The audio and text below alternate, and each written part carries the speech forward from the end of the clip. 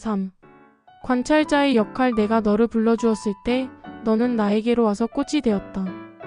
이 파트는 양자역학의 가장 충격적이고 중요한 발견 중 하나인 관찰자의 역할에 대해 집중적으로 설명합니다. 우리가 인지하는 물질 세계는 수소, 헬륨 등 주기율표에 나오는 원자들처럼 각각의 고유한 개별성으로 이루어져 있습니다.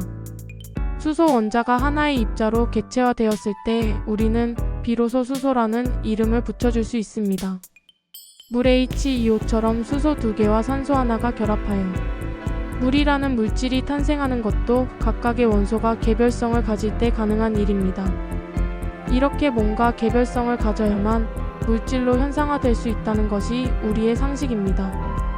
그런데 앞서 설명했듯이 원자와 같은 미시세계의 존재들이 파동이기도 하고 입자이기도 하다면 대체 언제 파동이고 언제 입자로 나타나는 것일까요?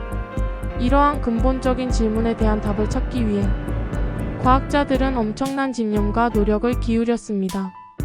어떤 과학자는 한 가지 사실을 알아내기 위해 평생, 심지어 50년씩 실험에 매달리는 미친 수준의 몰입을 보여주었다고 해공 스승님은 감탄하며 말합니다.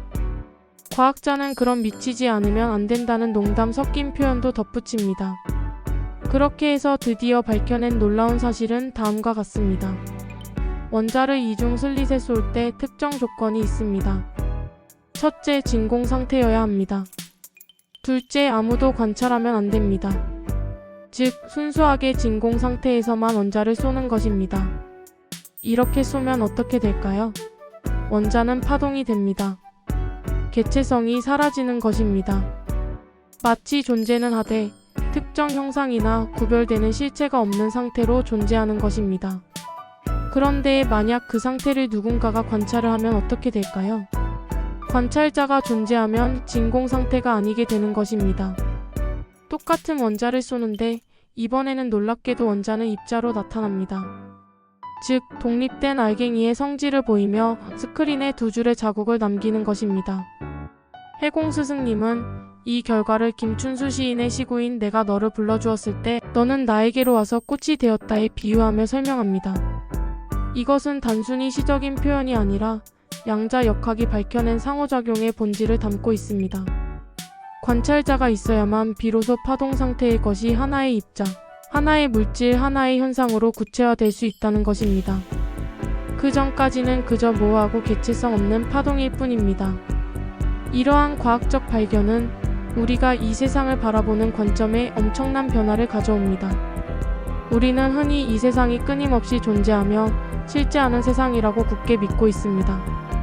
그러나 양자역학이 밝혀낸 바에 따르면 내가 또는 여러분이 이 세상을 지금 보고 있기 때문에 이 세상이 특정한 모습으로 존재한다는 것입니다.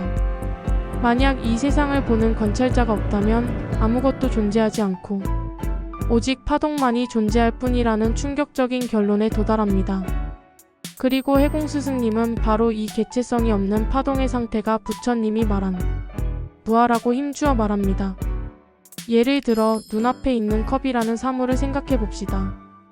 우리가 컵이라고 부르며 그것을 특정 형태를 가진 개체로 인식할 때 비로소 컵으로서 존재합니다. 그러나 만약 우리의 인식이 없다면 그 컵은 그저 개체성 없는 파동에 불과하다는 것입니다. 그렇다면 컵이 실제로 존재하는 물질이라고 말할 수 있을까요? 해공 스승님은 없는 거예요. 우리가 인식할 때 이게 컵이 되는 거예요 라고 단언합니다. 이는 물질이 독립된 실체로 존재하는 것이 아니라 우리의 인식, 즉 관찰 행위에 의해 현상화되는 것임을 의미합니다. 해공 스승님은 이러한 내용이 단순히 과학 지식으로 조각조각 이해될 것이 아니라 훨씬 더 깊고 통체적인 의미를 담고 있다고 강조합니다. 듣는 이들의 현재 의식 수준에 맞춰 받아들이되 이것이 단순한 정보를 넘어서는 거대한 진리의 한 단면임을 시사합니다. 이러한 양자역학의 발견은 석가모니 부처님이 2500년 전에 깨달은 무아, 연기 사상이 수백 년간 수많은 천재들의 연구 결과로 21세기에 과학적으로 증명되고 있음을 보여준다는 점에서 엄청난 일이라고 재차 강조됩니다.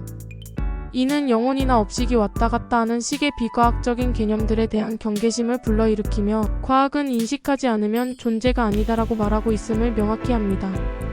설령 존재한다 하더라도 그것은 주체가 없는 존재라는 점에서 불교의 무아사상과 일치한다고 설명합니다.